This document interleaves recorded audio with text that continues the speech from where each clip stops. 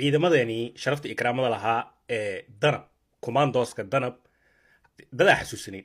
commandoska danab wacdaro ayay ka dhigeen africa gaar ahaan kenya sanadka hadda lasoo dhaafay 2024 kadib markay ka qayb galeen bandhig military ama wax loo yaqaano dowlatus military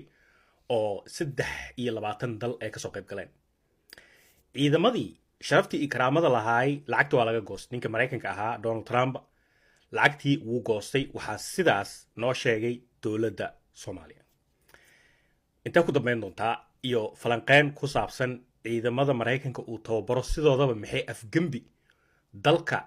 ee ugu qabsadaan tusaalooyinkaas waa idin soo qaadanaya laakiin marka hore dowladda hadlayso oo noo sheegayso in commandoska danab lacagtii laga goostay waa kana ildaawad culaysyada tooska ah ee maaliyad ahaan ay noo saameeyeen waxaa ka mid ah kaalmadii ay heli jireen ciidamadeennu oo ay ugu horeyso danab waaya soo dhawaada marka danab horta maxay yihiin danab hadaadan ogeyn wax yar marka dhagaa fur waxaa jiro qolo laisdhihi karo waa caloosh u shaqaystayaal loo yaqaana Bancroft Soomaalidu way taqaanaa Bancroft waa koox Maraykan ah waay kuwaasa horta tababaray